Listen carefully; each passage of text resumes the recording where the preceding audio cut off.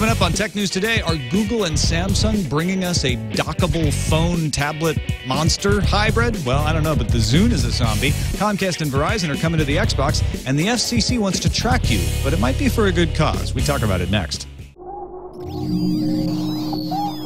Netcasts you love. From people you trust. This is TWiT. Bandwidth for Tech News Today is provided by Cachefly at CACHEFLY.com.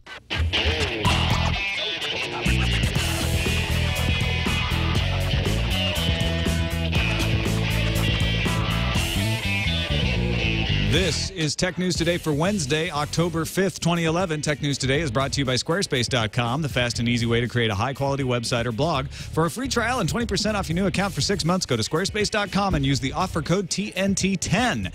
And by Vast Conference, the ultimate in professionalism, clarity, and flexibility for your conference calls, all at a low price. For 2 Vast Conference free calls with no commitment, go to vastconference.com and use promo code TNT. Welcome to Tech News Today. I'm Tom Merritt. I'm Sarah Lane. I'm Iyaz Akhtar. I'm Jason Howell. Joining us to talk Tech News Today, Mr. Mark Milian, tech writer Mark from Milian. CNN. Hello.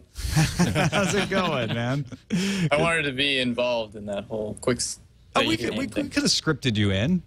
And, you know, I feel bad now. Should we do it again? Let's do it again. All right. Welcome to Tech News Today. I'm Tom Merritt. I'm Sarah Lane. I'm Iyaz Akhtar. Mark Milian. Oh, too early. Oh, sorry. Oh, there you go. You know what? That's why we can't do anything live. That's why we can't have Yeah. nice things.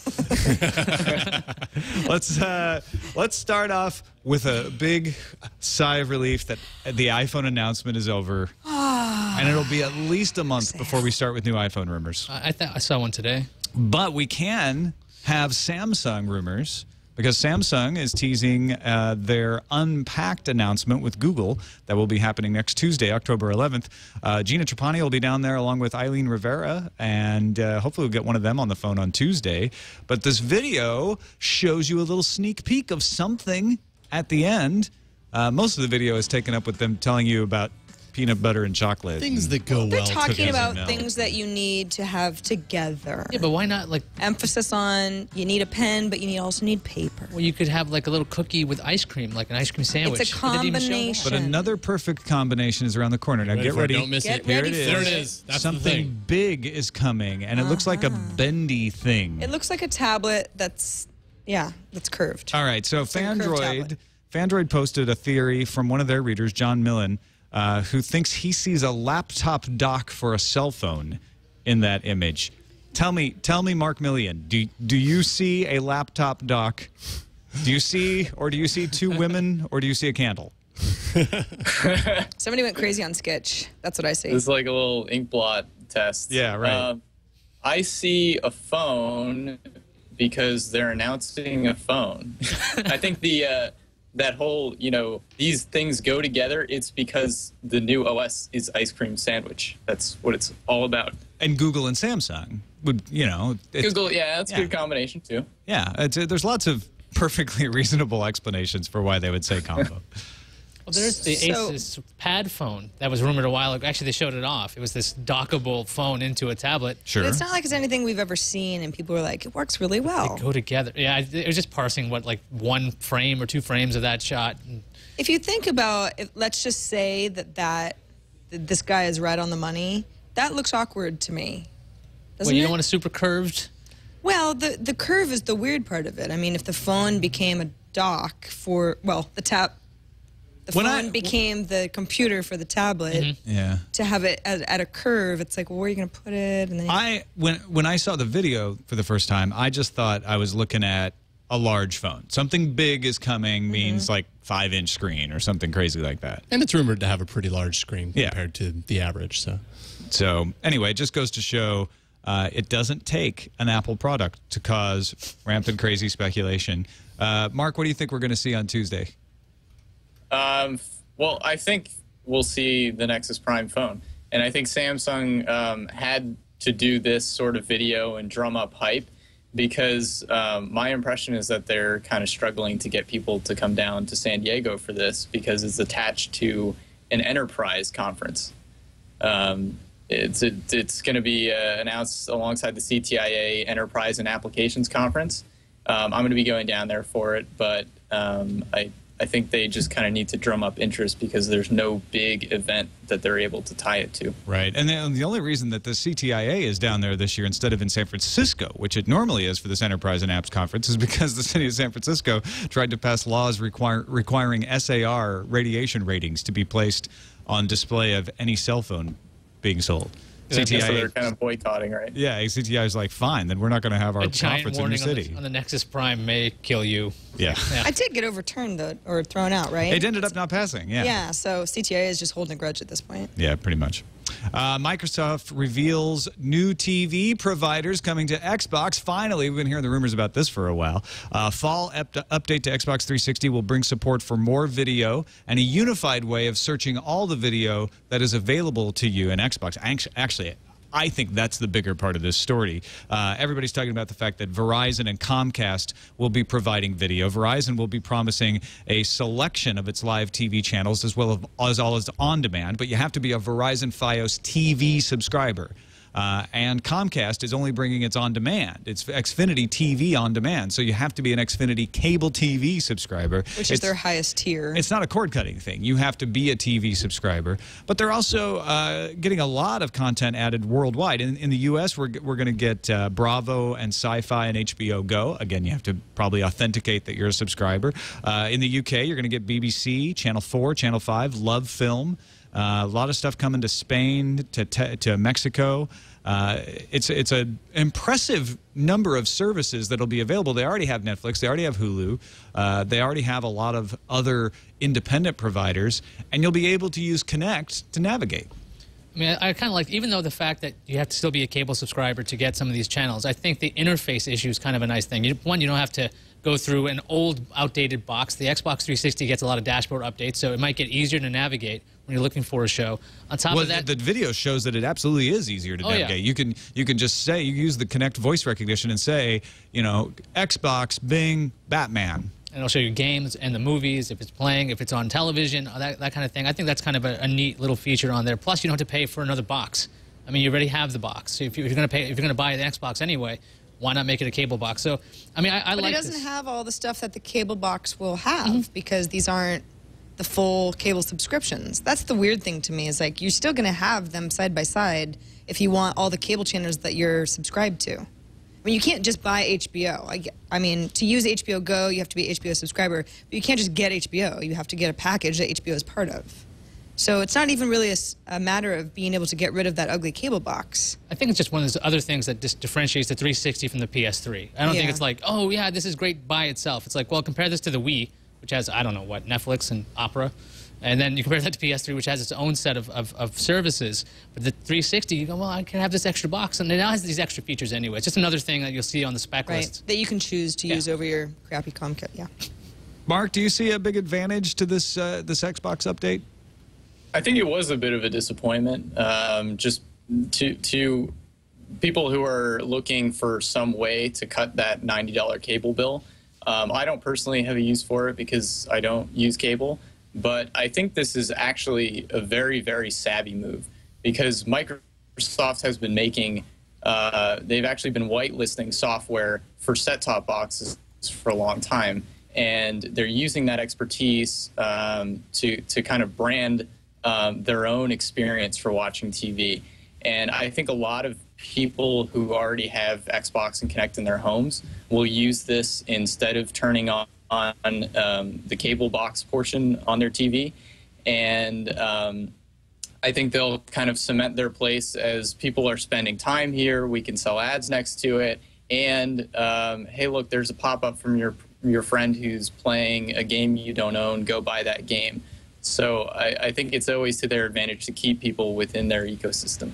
Yeah, I like the fact that you will be able to search across all the properties, even if you. I mean, I think Microsoft may be doing themselves a disfavor by emphasizing Verizon and Comcast here. I mean, the fact that I can have my Netflix, my Hulu Plus, maybe some of this other stuff like Crackle and stuff. I don't know how much I'm going to use that, but I can just search and it'll tell me this is what's available there. That's kind of what Google TV has been trying to do, is provide you one way to search for whatever's on, and it'll bring it from whatever source it is. So I think that part is cool, and it's a nice advantage to say, hey, I want to watch something on demand from Xfinity, from Comcast.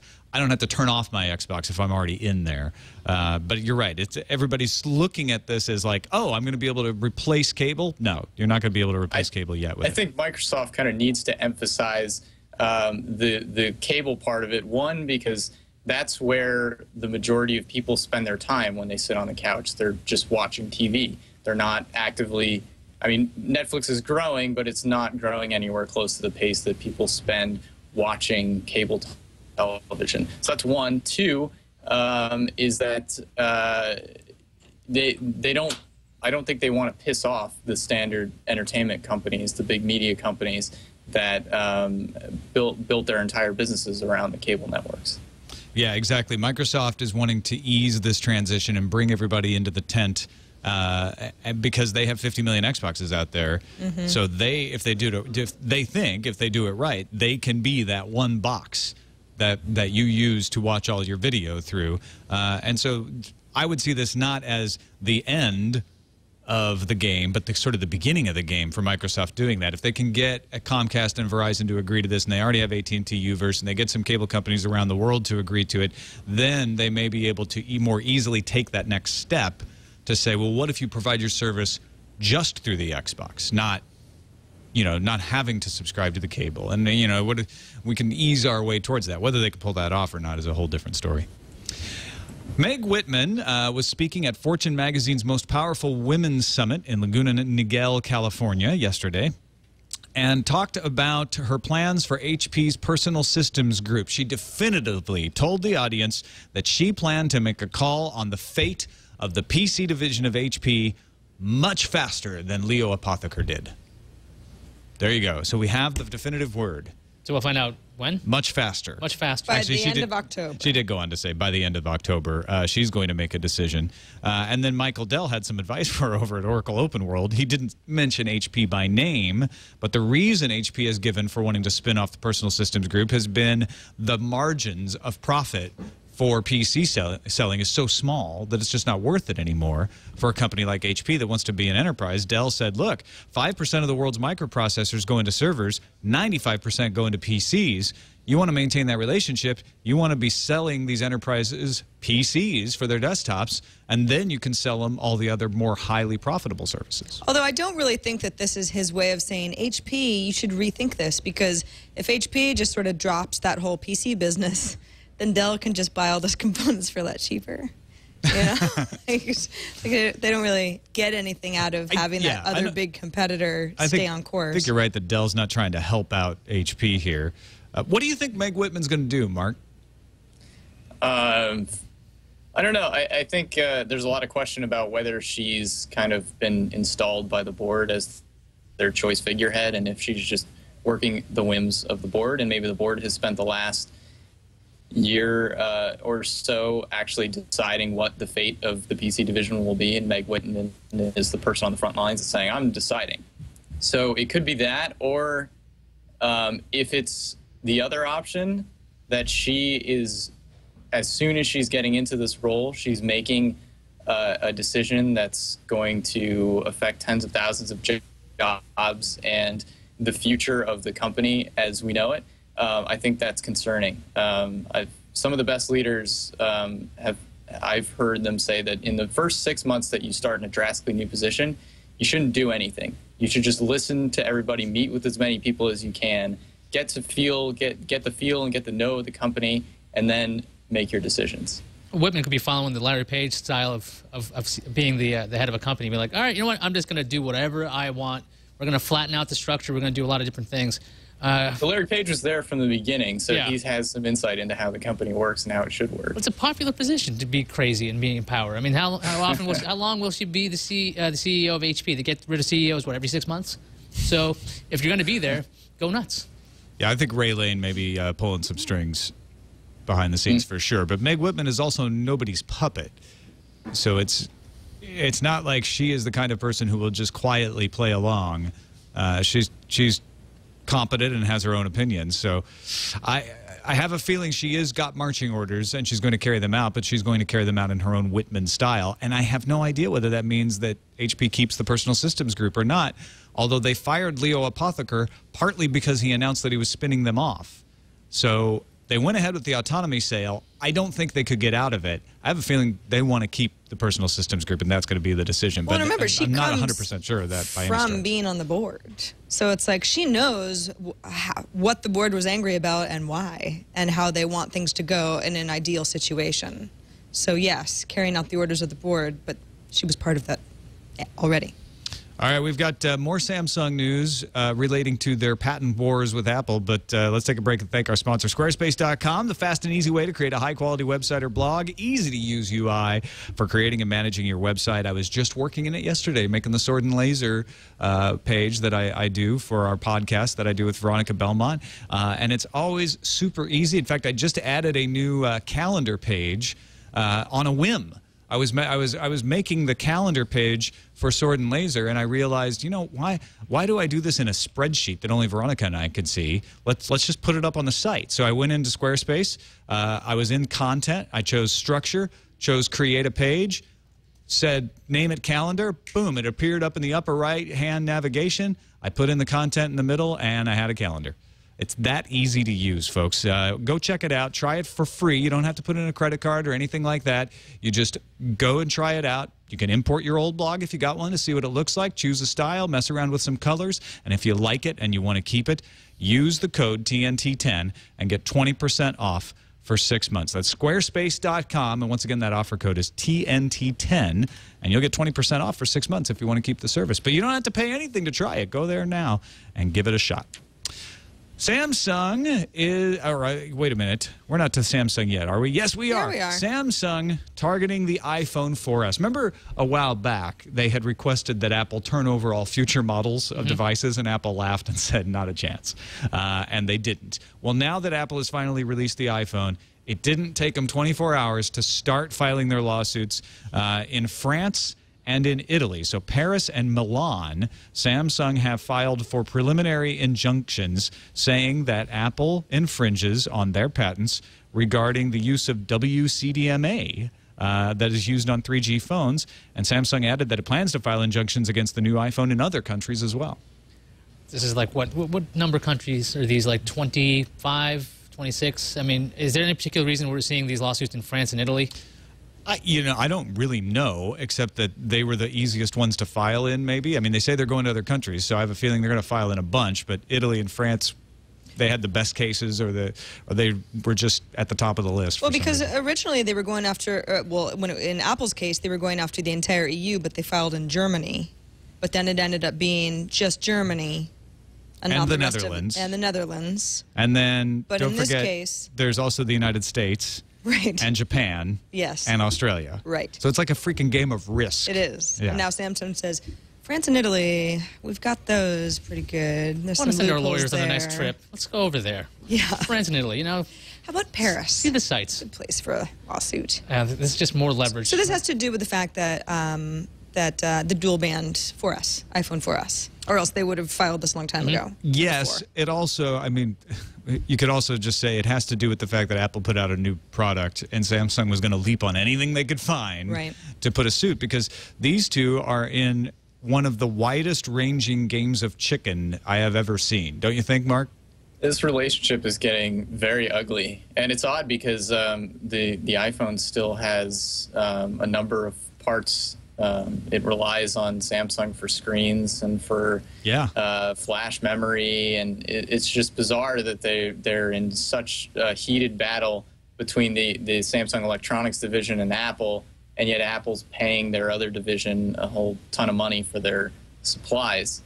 And I thought it was funny that Samsung, after the iPhone event, was sending out emails to reporters saying, here's the differentiators between the Nexus 2 or the Galaxy S2 line, and the iPhone, and here's why Galaxy is better. And it's so childish.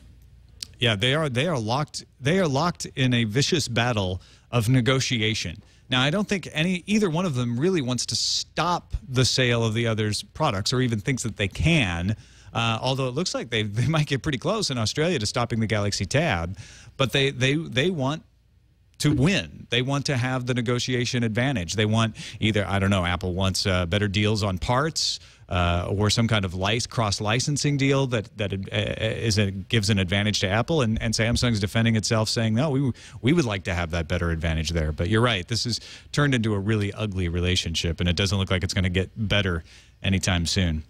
The Federal Communications Commission here in the U.S. proposed that all cell phones be GPS-enabled by 2018, and that means all handsets, whether they're a cell phone or a VoIP phone. According to an FCC document, a company would technically be compliant if at least 85% of its users had GPS-enabled devices. They think that that can happen on its own. So there's sort of a soft date. By the end of 2018, they want to see how close they can get to widespread compliance before they force manufacturers to kick off any devices that don't have GPS. Cellular networks already required to provide the location of 911 calls using either GPS-enabled handsets or triangulation of a cell phone's signal. So, and that isn't going to work for VoIP phones. So I think that's the most significant thing here, is they want to track VoIP phones. Now, why is it that they want to track them? Because if somebody is in an emergency situation and they call 911 and all you get is Wi-Fi triangulation, it's not as exact as GPS location. That's what they're saying anyway. I mean, I'm sure that there's a lot of conspiracy theories that could be drawn up about why they really want to know where you are. There's so many services that use VoIP. I mean, that's usually part of like the bundle packages you get with your ISP nowadays or your cable provider. Plus, there's like Vonage and there's Ooma, and there's a whole bunch of ways you can get a phone service that it does become a little bit of a problem where you're like, okay, look, if there's an emergency, what do I do? Right. Are people going to find me? But yeah, it's really easy to go paranoid about this. I mean, why exactly do you need to be tracked all the time? But I like the idea because I don't have a landline. And one of the reasons I picked a certain company I did was because it used E911 versus use something like Skype, which doesn't use that. Yeah, and by 2018, it's like, gosh, that's just over 6 years from now. 2018, I can see at least 85% of phones having GPS. That's just a long time from now for all the phones that don't have that now to catch up. I'm kind of keeping an eye on the tinfoil hat level in our chat room of people who are like, I don't buy it. I think the FCC wants to track me. Mark, where do you fall on this scale? Do you think this is purely a safety measure? I'm sure that plays into it. I don't know. It seems unusual that this would be a federal requirement. I'm just having trouble understanding why a consumer wouldn't have the option of buying a phone without GPS because, I don't know, maybe they don't like GPS for whatever reason, or they don't want to be tracked. Why shouldn't that be an option? Yeah, it's a fair question. I absolutely understand the emergency services argument here, which is you may say you don't want to be tracked until you're in an emergency situation, until you're trapped in the snow in the mountains with no one knowing where you are, and you wish that you had that GPS in your phone and you're risking dying. You may want that tracking. On the other hand, you know, the libertarian argument is, hey, that's my own lookout. If I decided not to buy a phone that had that, then that was my own situation, and that's what I decided. And it's all a matter of how important we think 911 is to society. And here's where the libertarians need to pay attention. It is very expensive to go search and rescue someone, and it is incumbent upon us as a human race to try to rescue people. So if you have 911 and GPS built into your phone, then you have just lowered the cost that it's going to take to find and rescue your ass. So I kind of fall on the side of I think this is probably a good requirement. It's the new motorcycle helmet. Or the future one, anyway. Unless you're in Colorado. I saw a bunch of people over the weekend driving around without helmets. That was weird. I haven't seen that in a long time. It's very illegal to do that in California anyway. Yeah. I mean, I'm all for the personal responsibility argument usually, but that argument does tend to fall apart when somebody has gotten in a situation where they need to be saved. And I guess, you know, we could have a society where we sign a do not save agreement. It's like, you know, but if somebody's with their family, with their kids, does that apply to them too? I mean, it's not as cut and dried as maybe a lot of people want to make it. So, and the FCC isn't saying we should log all this stuff. That's something to keep an eye on. They're just saying that the GPS should be built in there. It could just be a political thing. It's like, oh, it'll be there in 6 years anyway. We'll pretend like we did something. Well, yeah. Oh yeah, sure. look, it's there. We said it'd be there, and it's there. See, we did something. Great, FCC. Finally, a federal judge has dismissed a lawsuit charging UCLA with violating the Digital Millennium Copyright Act. Essentially what they were doing was taking DVDs, ripping them, even though they were copyright protected, and then streaming them over the UCLA secure network to students for educational purposes. UCLA claimed a fair use defense, saying, hey, we're an educational we're an educational institution, we get certain protections. The Association for Information, Media, and Equipment and one of its members, Ambrose Video, were the plaintiff, arguing that UCLA purchased video streaming software, which meant they were trafficking in DVD ripping capabilities, and that they were streaming them and therefore violating the DMCA. Judge Consuelo B. Marshall said the type of access that students and or faculty may have, whether overseas or at a coffee shop, does not take the viewing of the DVD out of the educational context, and he awarded a victory to UCLA. So, Iyaz, what kind of implications can we draw from this, and which ones do we want to draw that we should be aware of? I mean, I wouldn't draw a whole lot out of it. I mean, it's not like it's going to stand on its own. It's from a lower court. It's going to be appealed and probably be crushed, absolutely, because the arguments that the plaintiffs made were so limited that it didn't exactly go to the heart of the DMCA. They were only sticking to the trafficking part of it, which is really narrow, and the judge didn't go through a lot of time explaining his reasoning. So I wouldn't draw much from anything. But what people are going to look at this as right now, if it stood and it was fine and it was approved by all, like educational institutions would have some kind of loophole.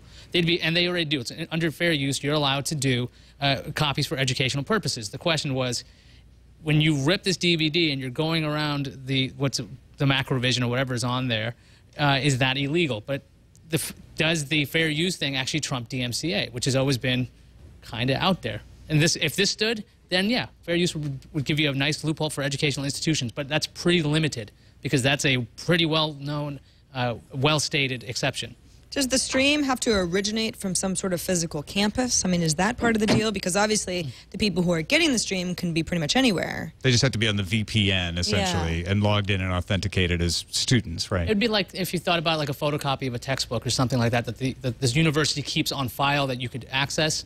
Like, it's about control. But if they put it out there on YouTube or something...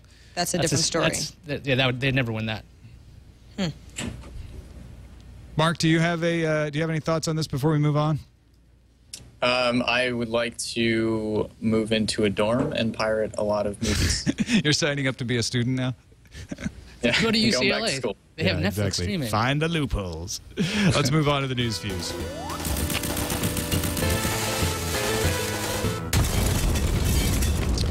You know those software EULAs that nobody reads? Looks like they'll be able to stop you from reselling your software thanks to San Rafael, California's own company. Which company was it again? Darn it. I'm blanking on the name suddenly. And they're right across the street from where I live, practically. AutoCAD software. Way to be Autodesk. private, Tom. Autodesk. Boy, I blew that one. The Supreme Court refused to review a lower court opinion that ruled a software vendor could restrict the transfer or resale of software through its sales agreements. By refusing to review the case, the Supreme Court pretty much said the lower court got it right, so the decision stands. So Autodesk gets to restrict anyone who buys their software from reselling it, and then all of the things that may fall out from there where other software companies can say, actually, you're restricted from reselling that software we sold you, too. Looks like Yahoo is seriously considering its OBOs, its best offers. The Wall Street Journal is reporting Yahoo has authorized Goldman Sachs and Allen & Co.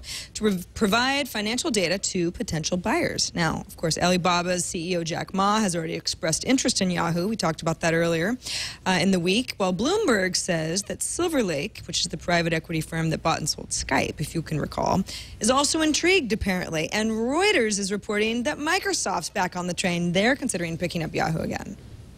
Microsoft. Okay, let's talk. They're not. They're more worried about the Zune because apparently they're in a denial phase, and they're saying the Zune is not dead. Wait, I thought we declared it dead yesterday. We did. We declared it dead twice already, but it's back. We played sad music. Yesterday, we mentioned a support article clearly stating Microsoft would no longer produce the Zune player, so Microsoft removed the web page, and in the support feed wrote they are continuing support. not releasing info about discontinuation. That's a long way of dancing around the fact that they are killing the Zune but having a hard time keeping it secret from now. We know it's dead. Let it go. Mark, is the Zune dead? It's the undead. Was the Zune ever alive? Yeah. Ooh. Yeah. That's kind of philosophical. Frankly, Microsoft is having a hard time moving from denial to acceptance. That's what's going on here. Relay Rides, a company that helps you make money by renting out your car, has partnered with General Motors. And in the near future, renters will be able to unlock cars equipped with OnStar using their mobile phones. Right now, people who want to make their cars available have to install a special device. But if your car has OnStar, you won't have to do that soon. You can just use the OnStar and become part of the Airbnb of cars. Get Around is another company. Yeah, they do the same thing? Yeah. They get around. Similar anyway. Yeah, they do. TMO News somehow got a hold of T-Mobile's product roadmap. So let's talk about what we now know.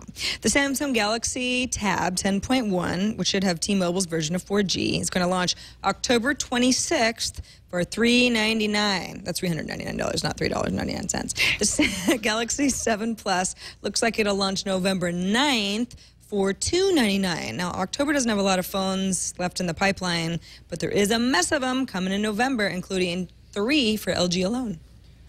Here comes a whole lot of Hulu news. On the official Hulu blog, the company's CEO, Jason Kilar, said that subscribers will soon be responsible for more than 50% of its revenue, with over 1 million paid subscribers. Kilar also announced that Hulu has picked up content from Univision so you can get your telenovelas on. Can't say it. NYMag.com also reports that Hulu is trying to pick up the rumored return season of Arrested Development. So it's exciting times at Hulu.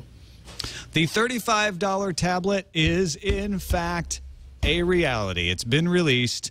Did they hit the $35 target, though? Remember the $99 laptop that was $150? Well, yeah. The $35 tablet turns out to cost $60. And it's actually just a rebranded Ubi Slate 7 from DataWind.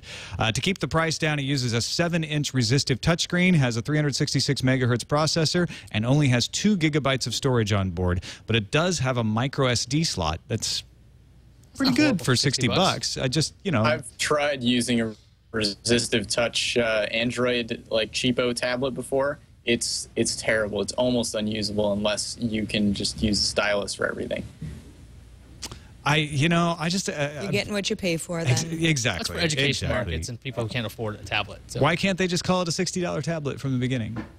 I think I don't know. Is it aspirational? Well, they're probably like, we didn't even double the price. I'm going to sell you this $20 e-reader, only $100. That's a marketing problem. It was $79. Actually was. Unless you're in Canada. Red Hat has bought a company called Gluster for $136 million in cash. The company handles unstructured data management. However, Red Hat already had another cloud service called OpenShift. So this latest acquisition is a move to make its cloud service offerings a lot more robust. Gluster already provided services for both Samsung and Pandora. And speaking of Red Hat, today is the 20-year anniversary of the first Linux code release. Ooh. Oh, very nice. Check out Tech History Today for more. Let's move on to the randomizer. Randomizer. The Chevy Corvette is now a speedboat and looks like a Batmobile, according to the story at Yahoo Tech. Whoa! $1.7 million for that conversion. All I could do is I kept staring at that. It looks like the Batmobile. I mean, I wanted a Corvette for a long time since I was a kid anyway, but make it a Batmobile that can travel on water, that's fantastic. It's the Corvette amazing. ZR1. Well, it's using parts from a Corvette ZR1, and they call it the ZR48. So when you get inside, it looks like you're in a Corvette. It has a mobile Wi-Fi hotspot. It has an Apple TV. And leather seats. Don't forget the leather It has an seats. Apple Iyaz. TV? It's only $1.7 million bucks. Yeah, I mean, it has an Apple TV, which of course explains the price. million. the licensing fee. Hey, you got an Apple TV, man. What boats do that? I love this thing. It would have been $1 million, but the Apple TV knocked it up to 1.7. I love the way they're carrying this on a truck, just kind of on its side. Oh, that's safe. That looks Pretty real darn safe. sleek looking. It's sleek looking, but when you actually are on the water, how much water are you actually going to see? It's all boat. It's like you're way down. It's all Corvette. Yeah. This This is not about machine, enjoying correct me the if I'm wrong, lake. but this machine is about being seen, not you seeing. Right. That is true. Well, I'm seeing it. All right, let's take a quick break before the calendar and thank our other sponsor today, Vast Conference. You know what? We were trying to do a conference call earlier today.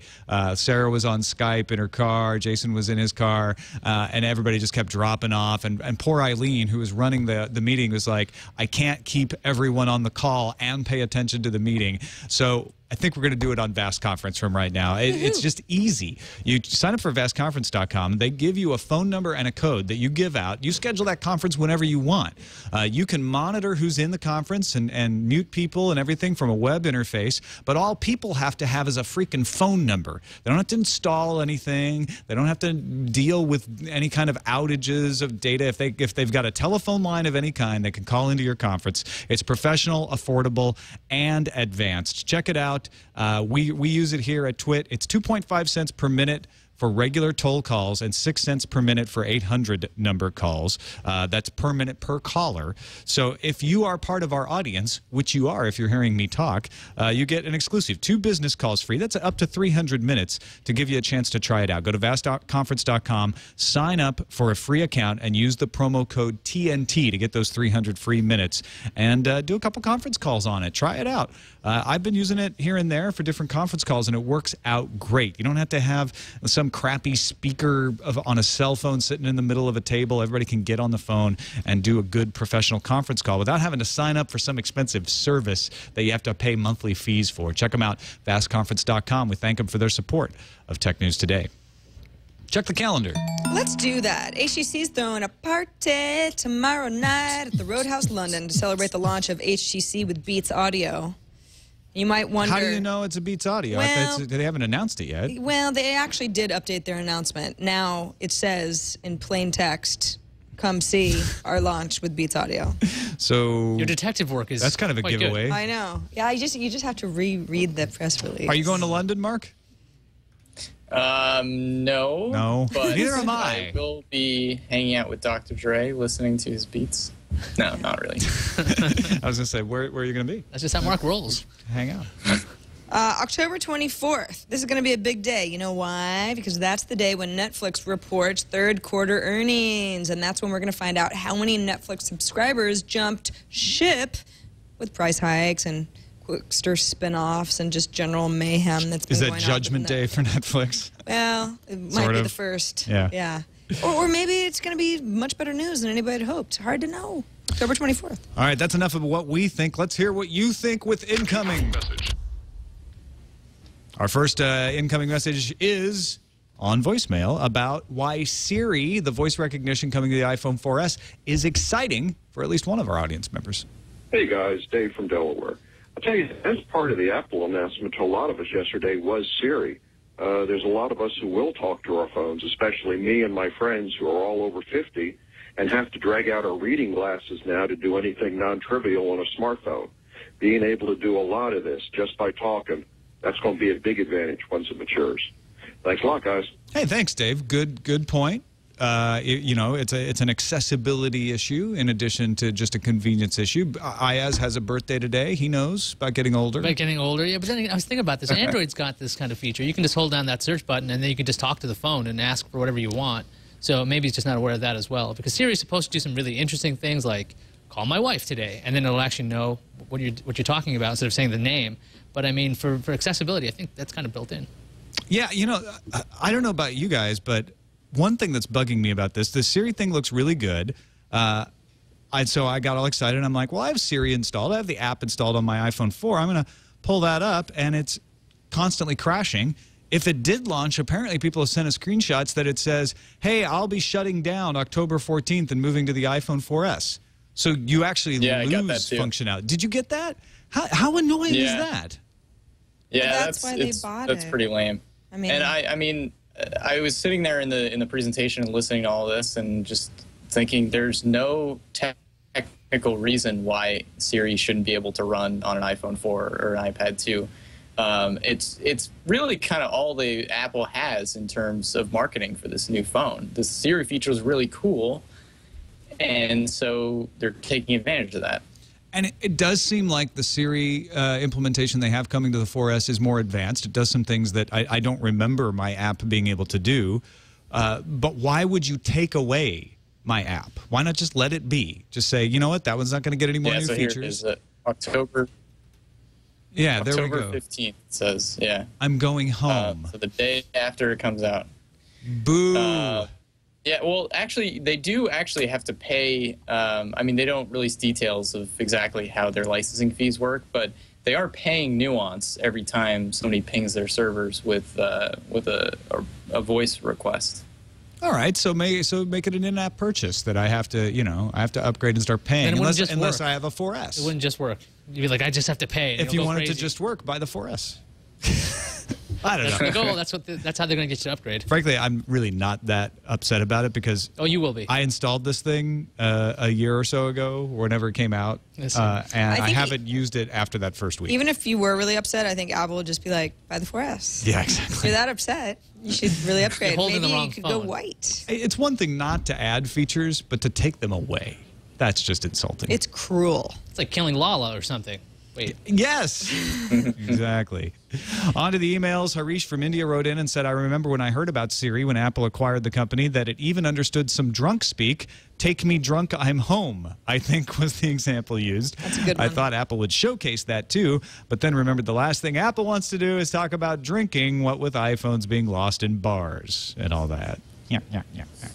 And those whole like DUI apps that got pulled. Yeah, right. It's probably just not the best for Tim Cook's big debut. Drinking! Siri phones! Siri on the 4S, actually, you say into it, I'm drunk, and it returns nearest taxi services. Does it really? You're kidding. Yep. And that's cool. If you say, I need beer, it says 15 bars in your neighborhood. Wow. See, that's why they call it the iPhone 4 sloshed. All right, next email from Marty in Ontario, Canada. Hey, TNT crew. Tom. Yes. This is actually directed to you. Now? Tom, you can actually pin any folder, including computer, to the Windows 8 Metro start menu. I, like you, need that icon to search through my 3 hard drives, so I pinned it right to the front page of my PC. Hope that helps. No, Marty, you're probably right. I probably should do that so I don't have to go to the start menu. But that still doesn't solve my frustration that they're taking the start menu and making me go to Metro. There are a few other reasons I would like to have the start menu, and I guess I could just go and pin things, but it's basically like saying, yeah, I know they destroyed this functionality you're relying on, but here's how to work around it. I know there's ways to work around it, but just don't destroy the functionality in the beginning. They want you to adopt their new interface. You're anti-progress today. Siri's going to stop working there. The Metro thing is going to change the start menu. Just get over it. Yes, move on. I am anti-progress because I want the functions that work not to be taken away from me. That's asking too much. I know. Don't forget, folks, you can ask as much as you want of us by submitting stories at our Reddit. Say, please, read this story. Go to technewstoday.reddit.com, submit it. Other listeners will vote yes or no, whether they want to hear it. They'll rise up. We'll take a look at them. We'll include it in our considerations of what we cover every day. So check it out, technewstoday.reddit.com. Thanks to MacBytes, Lazion, CompFixer87, Grizzly82, Draconos, Neelam, and more for their submissions over there. You know, Tom, just before we get any farther, we just got a little something for Iyaz. Aw, it's a pie. It's a pie.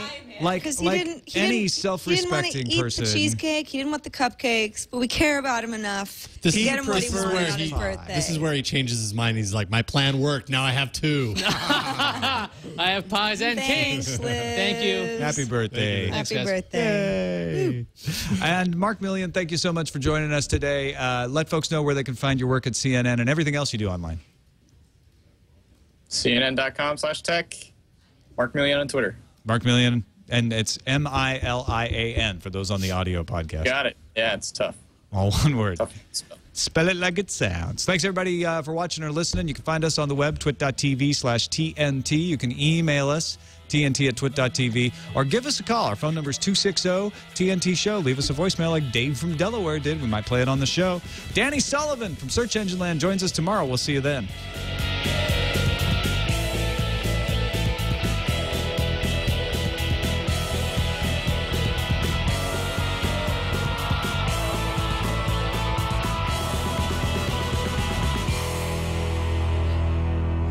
Oh, Tom, you dancer, you.